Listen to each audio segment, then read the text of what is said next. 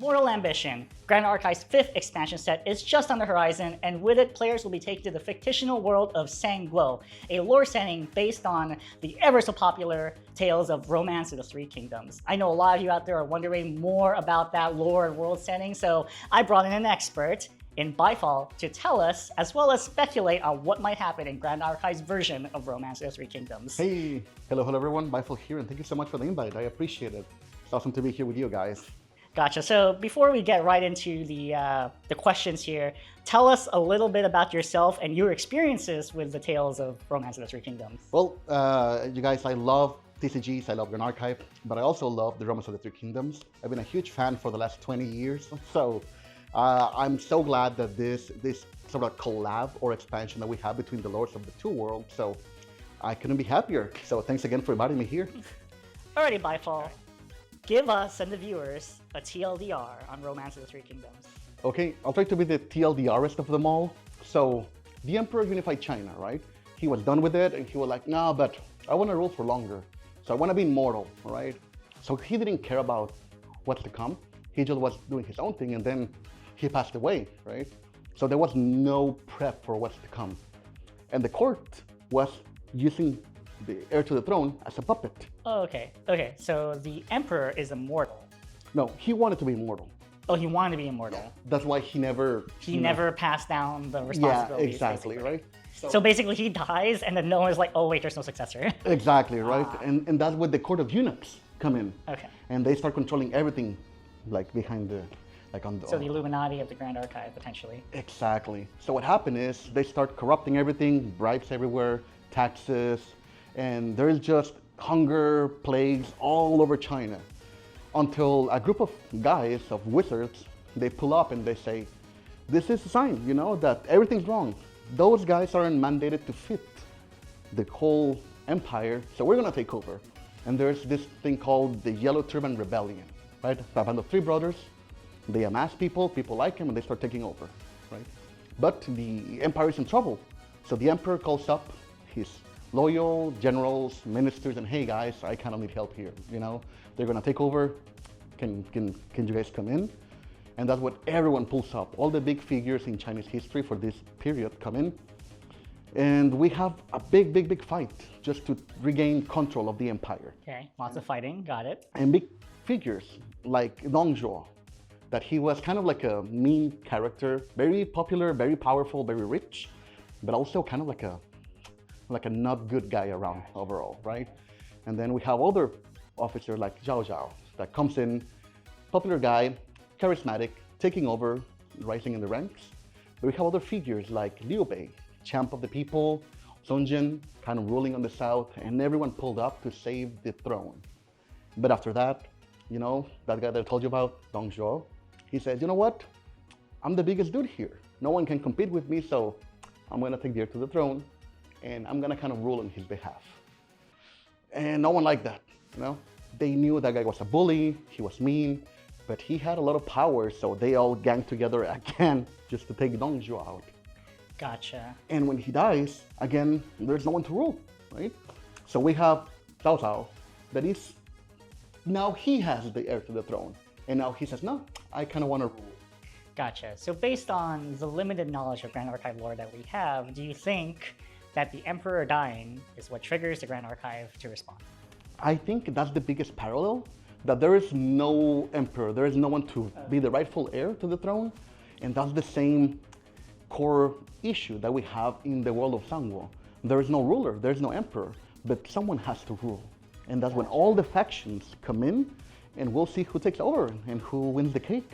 Gotcha. Okay, so the TLDR is Emperor dies with no successor, and thus the throne is now up for the taking for whoever. Bad guy, good guy, peasant, whoever. Whoever right? wants to take it. Whoever wants to take it. Okay, Yeah. pull up. Gotcha.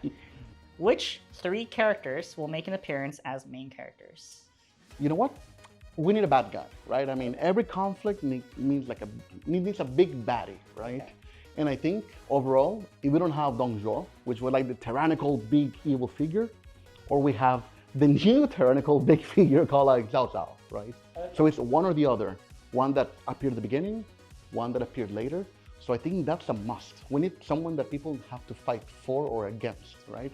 So that's my big number one. I think that guy has to be in. Which one, Dong Zhao? Dong Zhao or Zhao Zhao. Zhao Zhao. Okay, so you think these characters are so important that they can't just make up a bad guy? It has to be one of these two. Yeah, I mean, in any way, shape, or form. Gotcha. I mean, I'm thinking like DOA and Fracture Crown, right? Yeah. We had some Cambria heroes in one expansion, then on the other. I'm assuming that maybe in this one, we may have them here or in the next set. Who knows? Gotcha. Okay, so you got to read up on your Dong Zhao or Zhao Zhao lore. I am butchering these names. But my other big take, right? I mean, we have Kong Ming, which was also like a big figure in the Romance of the Three Kingdoms.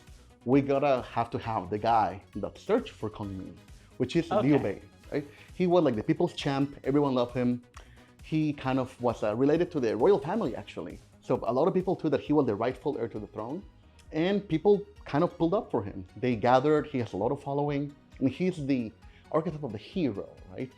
So I think he has to be there because everyone needs a hero. I mean, we may have Jin, who knows, but that's a brand new character, right? Gotcha. So that will be my second pick. Gotcha. So your second pick of like too important to not be in the story is Liu Bei. Of course, yeah. Okay. But one that but this is cheating though, because my third pick, I know deep in my heart that it's gonna be there, and it's a horse.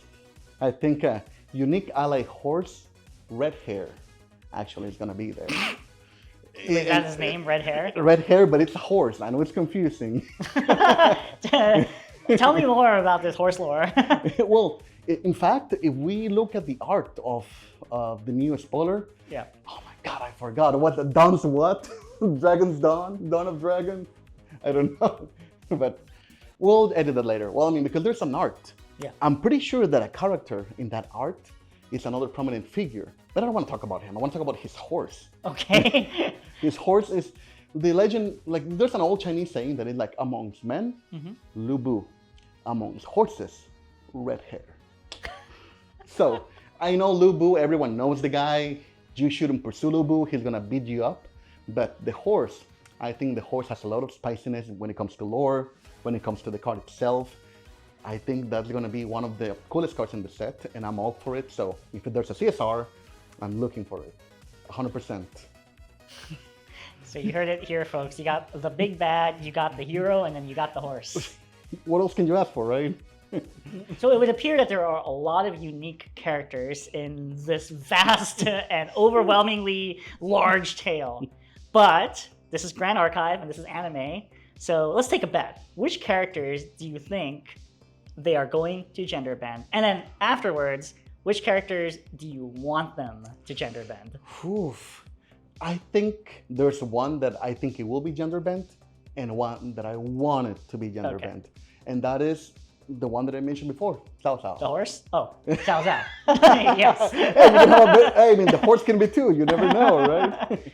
But like, I think there's a specific, like, oh man, okay. I guess we're gonna cut that out and then we're gonna start again. Okay. Well, it's a character that I already mentioned before, right? Because he's the big meanie, right? Yeah. But everyone loves baddies, and I think gender bending Zhao Zhao to be a powerful woman, a waifu in the set that it's mean, that it's evil. Mean, all-powerful waifu. I think that's everyone's desires. I mean, that's what people like Tristan. That's what people like Nico a little bit. So having another waifu option wouldn't be too bad for it. So I can see that coming 100%. And another one that I think might also be a good pick for a gender bend, I don't know. I think there's a trio, you know? We have Kong Ming, that is with the Liu Bei kind of set of things. But I think the Thorn brothers, which are Liu Bei, and the other two brothers that are like Wang Yu and Zhang Bei. So I think, why not make all the three? So you think they should be the three sisters? Why not? Sword sisters. the Thorn sisters, right? So I think that would be pretty cool. And waifu sale, right? I mean, it is what it is. The more waifus, the better for the game. That's my take. All right, so we got the characters, we got the world, we got the conflict, but what about some relevant items? What super relevant artifacts need to appear? Yeah, some regalia. Well, I mean, like I mentioned in one of my videos, if you're a follower of the Biefall channel, I talked about the Imperial Seal, right? I think that's one of the biggest, most important artifacts in the Three Kingdom lore, because that really gives you like divine power, right? Like a divine relic. So I think that's a must, and it's an included one. But I think people need their weapons, you know? Like if you're like a big powerful warrior, you want your OP signature weapon, and I think that's what we're missing, and that we might get in the future. You know, legendary divine regalia that may be like a halberd, a spear. You know, like the famous Blue Crescent Dragon from Wang Yu or the Sky Piercer from Lu Bu. I think those are two really good picks that I have. We have Dragon's Dawn, if I'm not mistaken. So I think that's like an equivalent to the Sky Piercer. Gotcha. So those are actually the names of those artifacts in the lore. Yes. The Sky Piercer. Okay. I mean, there's like, difference in translations depending on how you take X word and all that. Yeah. But there's a few words like attached to these generals that are very emblematic. So I'm assuming there's going to be 2 to 3 maybe unique regalias that have this essence that are attached to a champion or to a unique ally. We'll see when we see the new spoilers for the set. Gotcha. And then let's tie the lore into Grand Archive. Which of these items do you think will be or must be the Divine Relic? Imperial Seal, hands down, like no contest. Well, who knows? There's a Cursed Grimoire mentioned in the lore of San Wo. So this Cursed Grimoire might be in this set, might be in the next one, who knows? But seems to be a really important piece of the lore, and I wouldn't be surprised to see it there. Gotcha. So you don't think the Divine Relic is just straight up called Mortal Ambition? Just kidding. No, I think there might be scrolls, there might be a bow, maybe a longbow. I'm assuming because we have a equestrian now, there's a lot of archers in the lore as well. So I'm assuming like a unique regalia that is like a longbow or like a bow that might be present in the game. Maybe not as in the sense of a divine relic, but a really important nonetheless. Gotcha. Okay. So you mentioned a whole bunch of characters, and you actually mentioned that Jin is a character that the Weaves team created. It wasn't an original character to Romance Through Kingdoms, right? But he has already been revealed as Exia, the brand new advanced element that's coming to Grand Archive. What do you think Exia is based on your knowledge of the world from Romance Through Kingdoms? Oof, that's a big one though, and that's a really tough one. Because originally I was thinking spirit, some divine influence, something from the heavens, something ethereal. But we have Crux. So Crux, we have a lot of spirits, a lot of like ethereal things being summoned. So I was thinking, what about fractals? I think Exia has to be something with fractals, like something not material, that he summons fractals that have different abilities. They can be weapons, they can be support. Like something like Tonoris, right? That he summons his armaments, right? But this time they're fractals.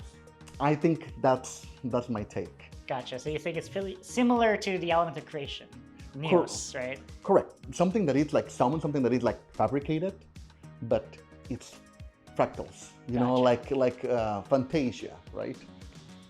I think there have to be something with Fantasia. I don't know if fractals specifically, but something with that sort of element or something with that kind of theme going on. But I guess we'll find out in a few months. Gotcha. And alrighty. So we're coming up on the end here, and we're gonna ask you one last question. Who do you think, based on the characters that you know, obviously we don't know any of the Grand Archive characters the characters that Weaves the Shore may have created for themselves, but which characters do you think have to die or must die to conclude the story of Mortal Ambition and whatever set that comes after? Man, that's a really tough one because, Kong Ming is a champion, Jin is a champion, so I don't think they want to kill them off yet. But I think maybe we're gonna see some figures, maybe like Diao Chen, that was also announced in a spoilerish, we have the character going on there. Maybe Cao Cao is gonna die, but you know what? I think that maybe we're gonna see a Jin sacrifice. That's like my big hot take. I think Jin is gonna sacrifice himself somehow, and he's gonna come back later. Don't worry about it, guys. It's like the Marvel universe. Everyone comes back, no one dies. So at the beginning of that sentence, you said you don't think Kong Ming is gonna die. Does she die in Romance of the Three Kingdoms? That is true, though. She does die. She does die, but everyone died there. Okay, so at the end, all the champions are just dead. Well, I mean, who knows? Maybe we'll see how each champion and how popular they become. And then the Weaves can go from there. Hey, man, they're going to determine which champions die based on popularity. So if you like Kong Ming, yeah, you can save her. Byproduct, play her a lot, Make her relevant so she doesn't die. Please, we want to keep her around for long. So Romance of the Three Kingdoms is a huge story with a lot of movies and a lot of books and a lot of video games. But for those at home who want to learn a little bit more as lead up to Mortal Ambition, what would you recommend they consume?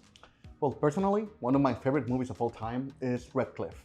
But the full version, not the international version, because that's kind of abridged, cuts a lot of stuff. But again, you don't want to read 1,000 pages, you don't want to play for hundreds of hours. So Red Cliff is my pick. I hope you enjoy it, you have a good movie night, and overall, it's a great piece of art. So that's my 2 thumbs up recommendation, 100%. Alrighty, thank you, Biefall. That was a ton of information. Hopefully you know a little bit more about the Romance of the Three Kingdoms than you did moments before. But anyways, is there anything else you want to tell the audience before we end? Yes, we're going to do a follow-up video to see how right or how wrong we were in all of our speculation. But if you like this kind of content, please follow and subscribe the Biefall channel. We're going to be talking more about lore, community, spotlights, more GA stuff, and I'll be waiting for you there. Thank you for your time, and I'll see you in the next one. Peace.